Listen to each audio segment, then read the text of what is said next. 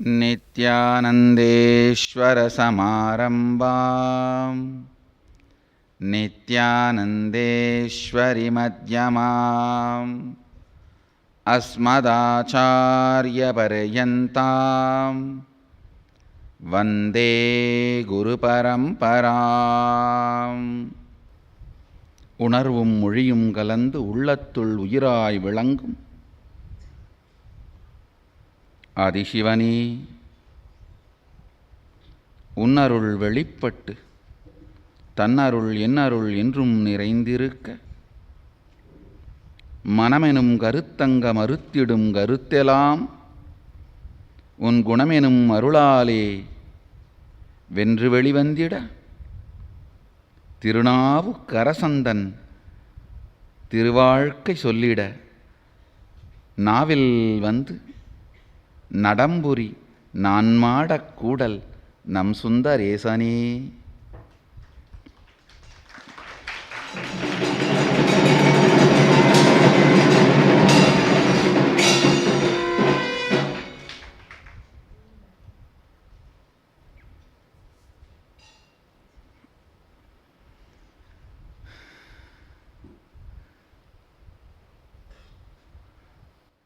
ஆதி சைவம் திருநாவுக்கரசருடைய வாழ்வும் வாக்கும்.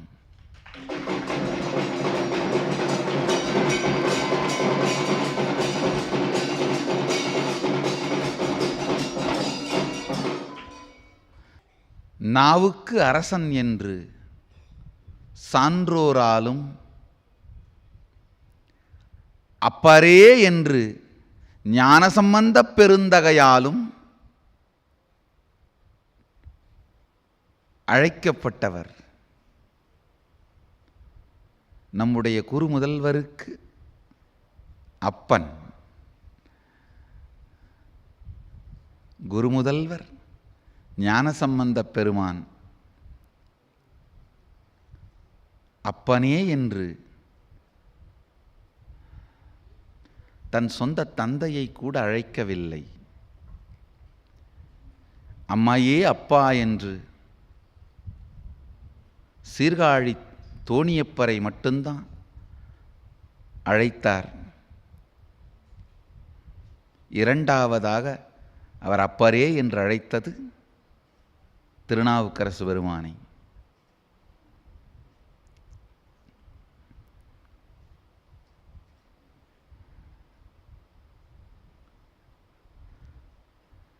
நாவுக்கரசருடைய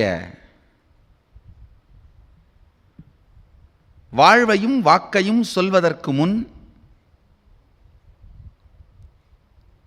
ஒரு சிறு செய்தியை இங்கு பதிவிட விரும்புகின்றேன். என் நாவில் நடமிடும்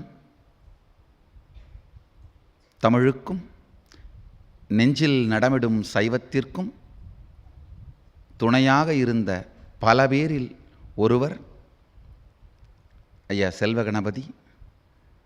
வரலாற்று காரணங்களுக்காக இங்கு நான் அதை பதிவிட விரும்புகின்றேன். பல ஆண்டுகள் சைவத்திற்காக சேவை செய்து நான் பிறந்து வளர்ந்த அதே குலத்தில் அதே குடும்பத்தில் பிறந்து வளர்ந்தவர் அவர். சைவ சமய கலைக்களஞ்சியம் எனும் மிகப்பெரிய நூல் தொகுப்பை உருவாக்கி 3000 மணி நேரத்திற்கும் மேல் சைவத்தை பற்றி சொற்பொழிவாற்றி என் வாழ்க்கையில் 3 வயதில் அவர் சொன்ன கதையை கேட்டு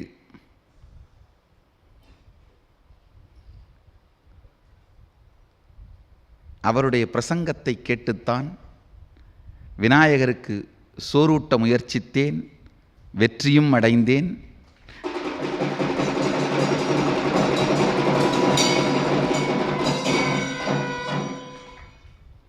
பல வேளைகளில் அவருடைய தமிழை கேட்டு கருத்துக்கள், சைவத்தை அவர் சொல்லும் விதம், இவைகளை கேட்டு ரசித்து புசித்து இருக்கின்றேன். சைவ சமய கலைக்களஞ்சியத்தை அவர் வெளியிட்டதற்காக அவரை நேரடியாக வரவேற்று நம்முடைய மதுரை ஆதீனத்தின் சம்பிரதாயத்தின்படி தங்கச் சுந்தரவடம் அளித்து மகிழ்ந்தோம்.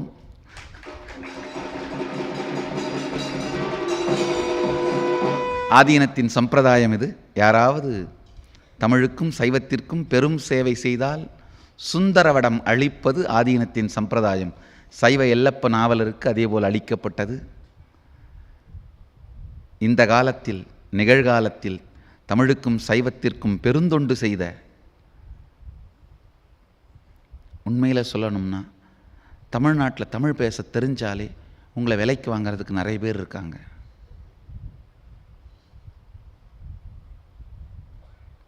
அரசியல் மேடைகளில் ஆர்ப்பரித்து இருந்திருந்தால் கோடிகளில் புழங்கி கும்மாளம் அடித்திருக்கலாம். சில பேர் 20களிலேயே விலை போவார்கள், சில பேர் 40 விலை போவார்கள், சில பேர் விலை போகாமல் இருந்து வாழ்க்கையை 60 வரை கழித்துவிட்டு விலை போகாதவன் என்கின்ற பட்டத்தை வாங்கி கொண்டு அதன் மூலமாக தன்னுடைய விலையை அதிகரித்து விட்டு விலை போவார்கள். ஆனால் கடைசி வரை விலை போகாமல் சைவம் ஒன்றிற்கே வாழ்க்கையை தந்தவர் செல்வகணபதி அவர்கள். எந்த அரசியல் மேடையிலும் முழங்கவில்லை. பெருமானை தவிர வேறொருவரையும் துதிபாடவில்லை.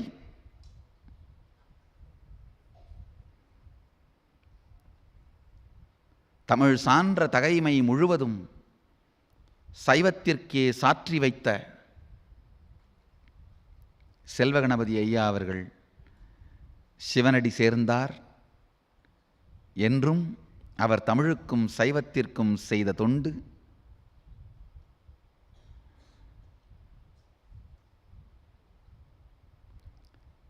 தமிழ்ச்சைவ உலகம் மறக்கக்கூடாது.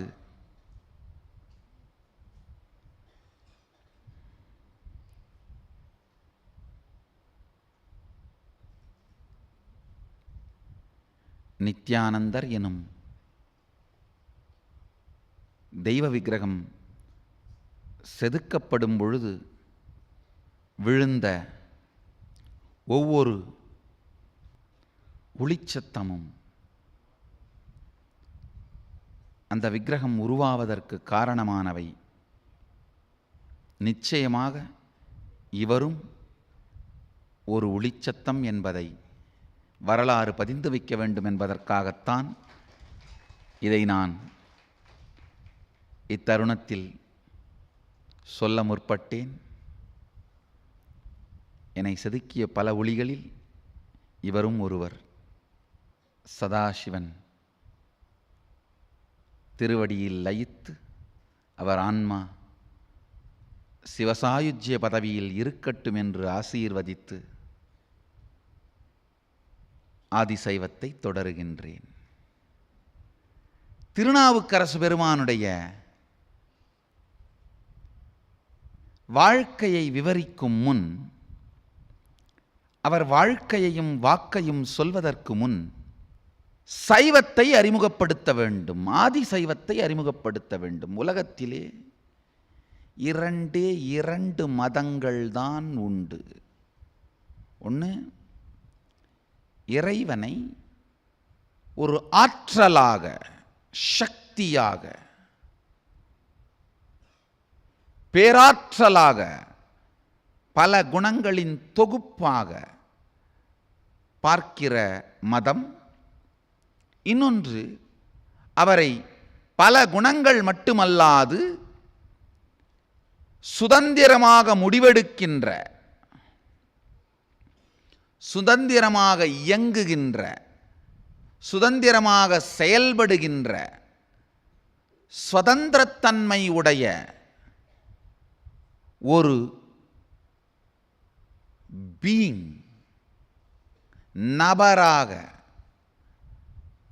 பார்க்கின்ற மதங்கள் இரண்டாவது. இந்த ரெண்டே ரெண்டு தான், ஆழ்ந்து புரிஞ்சுக்கோங்க. வேற மதமே கிடையாது. இது ரெண்டே ரெண்டு தான். ஒரு பேராற்றலாக அவரை பார்க்கின்ற மதங்கள், பேராற்றல் பெரும் சக்தி வாய்ந்த நபராக அவரை உணர்கின்ற மதங்கள்.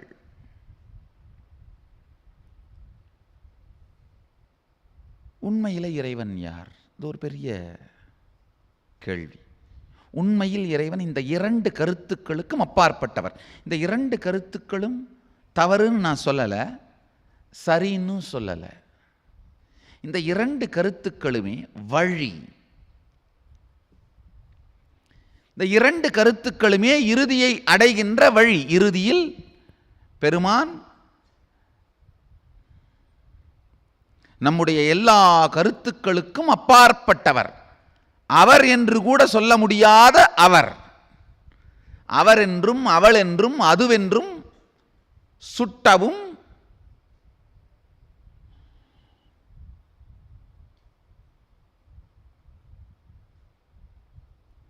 கிட்டவும் எட்டவும் சுட்டவும் இயலாத பொருள். கிட்டியோர்க்கு எட்டியது என்றாலும் அவர்கள் சுட்டியோர்க்கெல்லாம் எட்டிடாதது. கிட்டியவர்கள் சுட்டி காட்டினாலும் யாருக்கு காட்டப்பட்டதோ அவர்கள் எட்டி பிடித்து விடுவதில்லை. சில மதங்கள்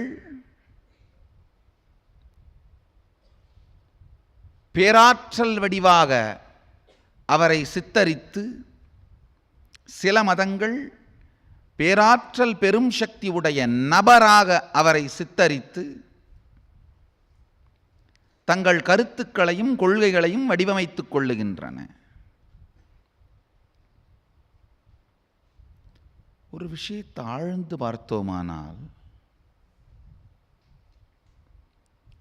இரண்டுமே கருத்துத்தான்.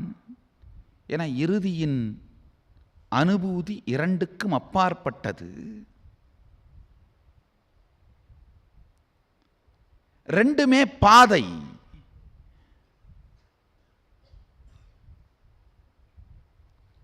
அனுபூதி இந்த ரெண்டுத்து மூலமாக அடையப்படுவது.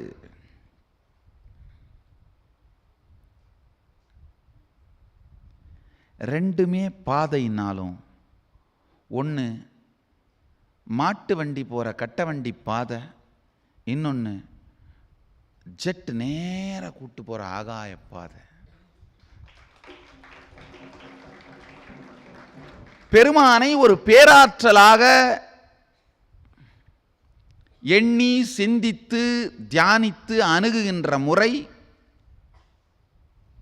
படாத பாடுபட்டு நீங்கள் எத்துணை முறை அதை சிந்திக்கிறீர்களோ அத்துணை முறை மெதுமெதுவாக அந்த குணங்கள் உங்களுக்குள் ஊறி அனுபவத்தை அனுபூதிக்கு உங்களை கொண்டு செல்லும்.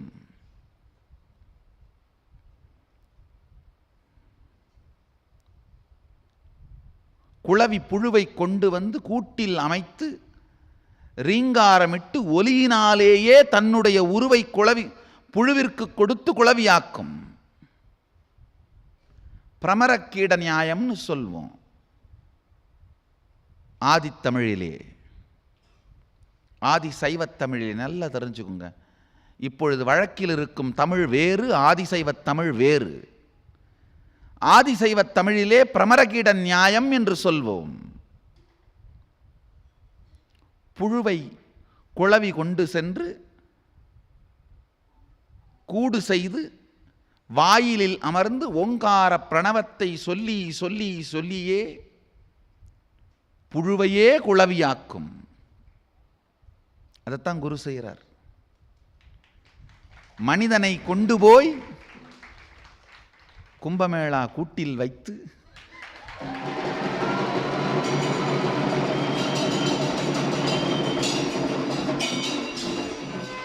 சிவோகம் சிவோகம் சிவோகம் சிவோகம் சிவோகம் சிவோகம் என்று சிந்தாயே கரைந்து போகும் அளவிற்கு சொல்லி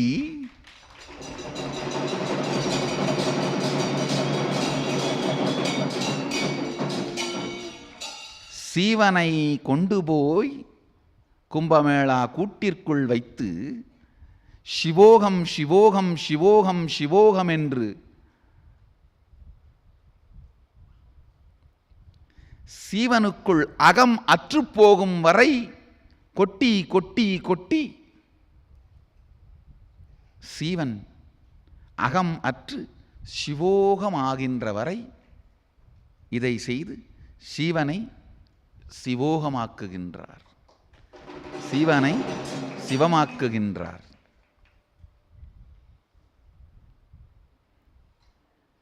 இறைவனை ஒரு பேராற்றலாக கருதுகின்ற மதங்கள் ஜைனம், பௌத்தம்,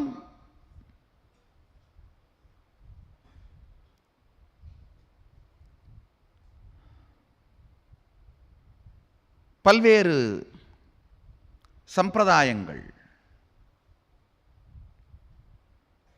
அதுவும் ஒரு வழி, நீண்ட நெடிய வழி. தன்னை தானே பெருந்துயர்களுக்குள் ஆழ்த்திக் கொண்டு தவம் எனும் பெயரால் சில நேரத்தில் அவங்களையெல்லாம் செய்து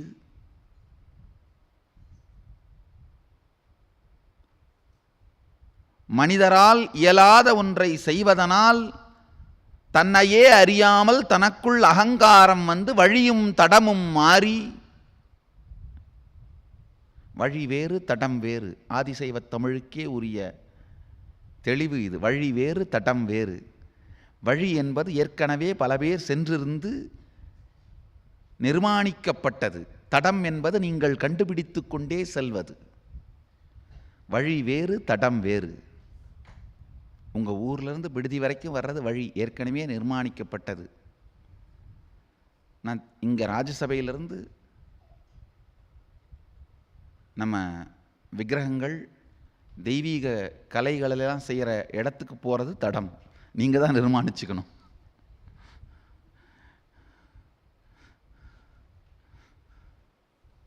வழி வேறு தடம் வேறு.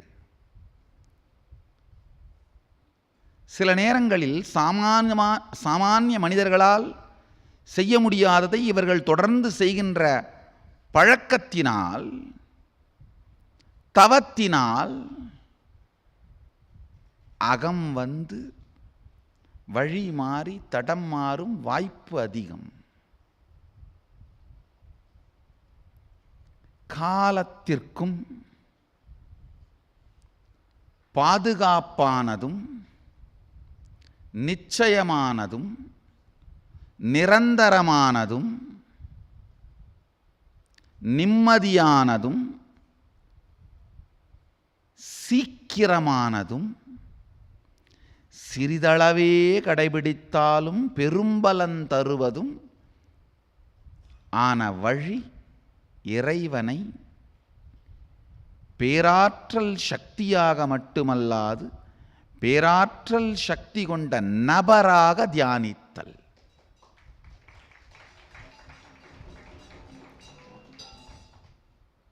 அவைதீக சம்பிரதாயங்களான ஜைனத்திற்கும் பௌத்தத்திற்கும் வைதீக சம்பிரதாயமான ஆதி சைவத்திற்கும் இருக்கின்ற ஒரே மிகப்பெரிய வித்தியாசம் இதுதான்.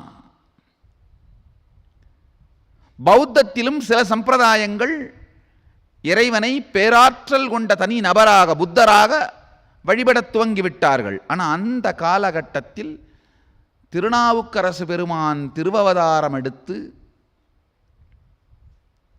வாழ்ந்த காலகட்டத்திலே பௌத்தமும் ஜைனமும் அந்த அளவுக்கு உயர்ந்திருக்கவில்லை. காலப்போக்கினால்தான் அவர்கள்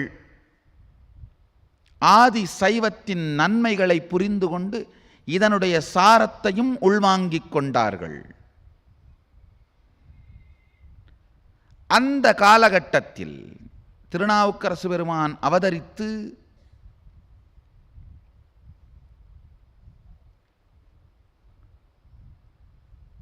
வாழ்ந்த காலகட்டத்திலே இந்த இரண்டு சம்பிரதாயங்கள் தான் பலம் வாய்ந்ததாக இருந்தது. இறைவனை பேராற்றலாக காணுகின்ற நிர்வாண நிலையாக வர்ணிக்கின்ற நிர்வாண நிலையையே குறிக்கோளாகச் சொல்லுகின்ற தீர்த்தங்கரர்களை குருவாக மட்டும் கொண்டு அவர்கள் அடைந்த நிர்வாண நிலையை குறிக்கோளாகச் சொல்லும் ஜெயின மதமும்,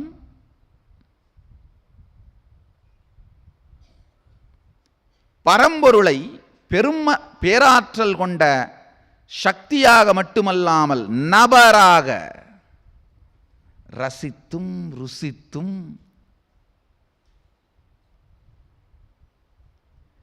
தீண்டியும் அனைத்தும் செல்லும் பாதையே சிந்தையெல்லாம் மலருகின்ற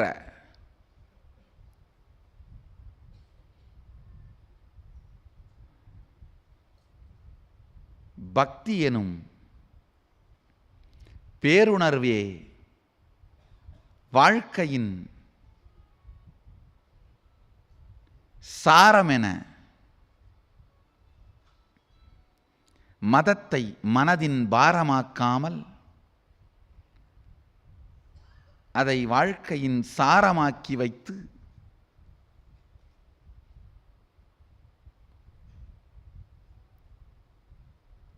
இறுதி உண்மையை அறுதி உண்மையை உறுதியாக பேராற்றல் கொண்ட சக்தியாக மட்டுமல்லாது நபராக வழிபடும் மிகப்பெரிய பாதை மார்க்கம் ஆதி சைவம்.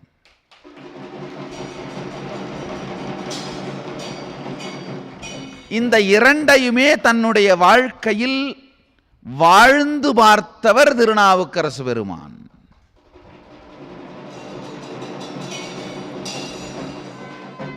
அதனால தான்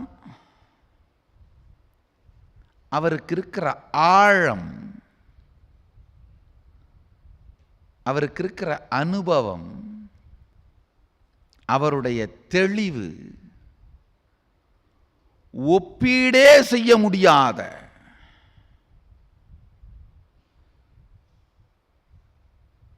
பக்தியில் கூட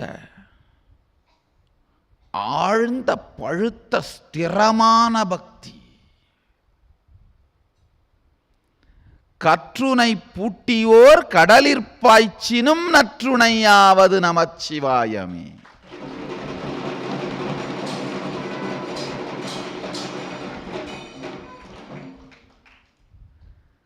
கற்றுனை பூட்டியோர் கடலிற்பாய்ச்சினும் நற்றுணையாவது நமச்சிவாயமே. சிறைப்பட்ட போதும் முறைதவரா ஞான பெருமகனார்.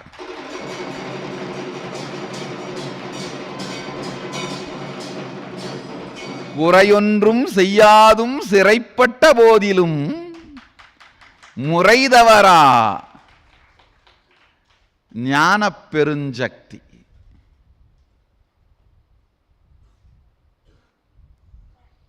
மாசில் வீணையும் மாலை மதியமும் வீசுதென்றலும் விங்கிளவேனிலும் மூசு வண்டரை பொய்கையும் போன்றதே ஈசன் எந்தை இணையடி நீழலே. ஐயா, டிப்ரெஷன் வந்தா கற்பனை வராது. ஜெயிலுக்குள்ள உட்காந்துட்டு இந்த கற்பனை வருதுனாலே டிப்ரெஷனே இல்லாம இருந்திருக்காருன்னு அதிகாரப்பூர்வமாக சொல்ல முடியும். ஒரு வினாடி கூட சிந்தை நடுங்காது.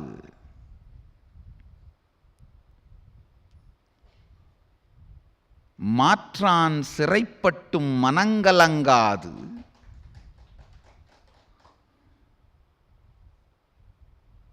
என்ன கற்பனை பாருங்க. மாசு இல் வீணையும், மாசில் வீணையும், அந்த வார்த்தைக்கு அர்த்தம் என்னன்னா, வீணை கம்பி ரொம்ப நாளாக உபயோகம் பண்ணாமல் தூசு பட்டு இருந்தால் அந்த சப்தம் அவ்வளவு தெளிவாக இருக்காது. தூசு கம்பி மேலே படியாத இருக்கிற வீணைக்கு தான் சுத்த ஸ்ருதியை உருவாக்க முடியும்.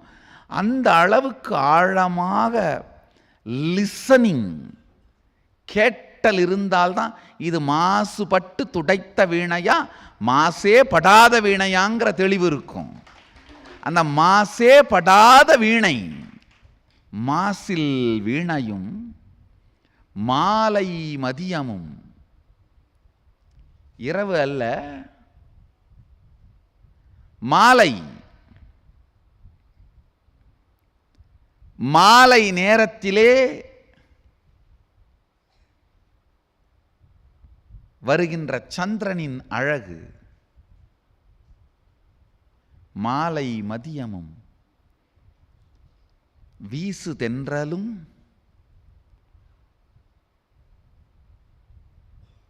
தெற்கிலிருந்து வருகின்ற காற்று உடலுக்கு சுகத்தை அளிக்கும். வீசுகின்ற தென்றலும் விங்கிள வேனிலும், இளவேனிற் காலம், மூசு வண்டரை பொய்கையும், தாமரையிலே இருக்கிற தேனின் அளவு அதிகமாக இருப்பதனால் ஆயிரக்கணக்கான வண்டுகள் தாமரையில் இருக்கும் தேனை குடித்துவிட்டு அந்த மயக்கத்தினாலே அதுதான் மூசு வண்டு, அதாவது சப்தமிடுகின்ற, தன்னுடைய சுகமும் ஆனந்தமும் தாங்காது போதையில் சப்தமிடுகின்ற வண்டுகள் அறைகின்ற பொய்கை. இவ்வளவுத்தையும் சிறையில் உட்காந்துட்டு கற்பனை பண்ணுறாருன்னா அவர் மனசு என்ன சுகந்தமாக ரிலாக்ஸ்டாக ஆனந்தமாக இருந்திருக்கணும். பொய்கையும் போன்றதே சாதாரண சிறையில், சுண்ணாம்பு காளவாய்.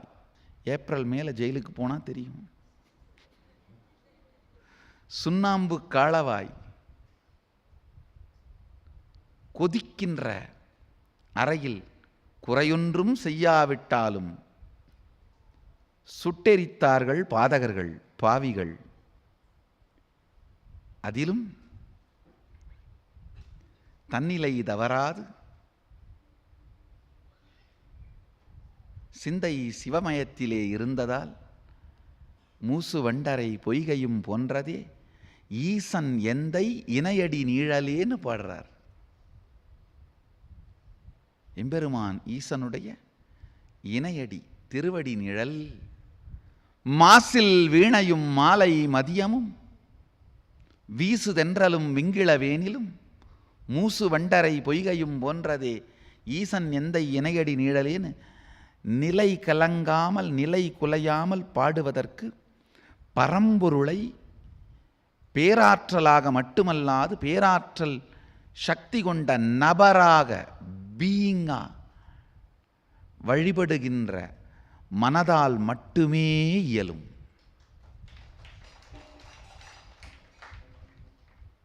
சைவத்தை அறிமுகப்படுத்தினால்தான் திருநாவுக்கரசு பெருமானை அறிமுகப்படுத்த முடியும். திருநாவுக்கரசு பெருமானுடைய வாழ்க்கை, அவருடைய வாழ்க்கையை புரிந்து கொண்டால் மொத்த சைவத்தையும் புரிந்து கொள்ளலாம். தொடர்ந்து அடுத்தடுத்த சத்சங்கங்களில் திருநாவுக்கரசு பெருமானின் வாழ்க்கையின் மூலமாக ஆதி சைவத்தை நம் வாழ்க்கையின் பாகமாக மாற்றிக்கொள்வோம். இன்றைய சத்சங்கம், இன்றைய ஆதிசைவம் சத்சங்கத்தின் சாரமாய் நான் உங்களுக்கு சொல்ல விரும்புவது,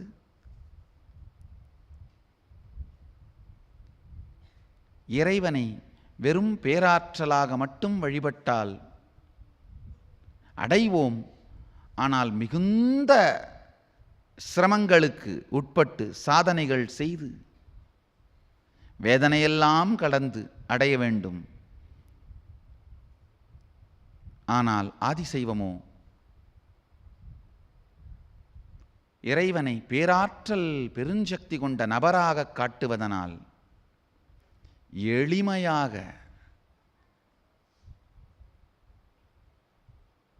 அனுபூதியாக அவரை அடைந்து விடுவது சுலபம்.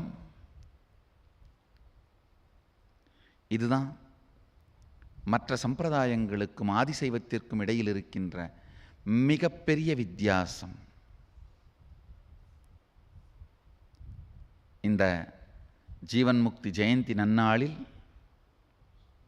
பகவத்கீதை, ஸ்ரீமத் பகவத்கீதைக்கு ஜீவன் முக்த விஞ்ஞானத்தை சார்ந்து நம்முடைய விளக்க உரை தயாராக இருக்கிறது. அதை சாஃப்ட் காப்பி மென்பொருள் மூலமாக வெளியிடுவதன் மூலம் உலகத்திற்கு இதை அர்ப்பணிக்கின்றேன்.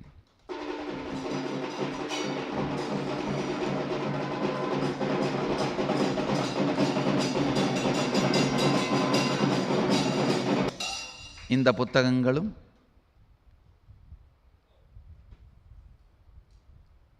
பிரதி வடிவிலும் கூடிய விரைவில் உங்களுக்கு கிடைக்கும். இன்றிலிருந்து இதையும் நீங்கள் உலகம் முழுவதும் பகிர்ந்து கொள்ளலாம். ஆதிசைவம் தொடரும். நீங்கள் எல்லோரும் நித்யானந்தத்தில் மலர்ந்து நித்யானந்தத்தில் நிறைந்து நித்யானந்தமாகிட ஆசீர்வதித்து முடிக்கின்றேன். நன்றி. ஆனந்தமாக இருங்கள். நித்யானந்த பீடம், பெங்களூரு ஆதீனம், ஆஃப் மைசூர் ரோட், பிடதி, பெங்களூரு 08027279999.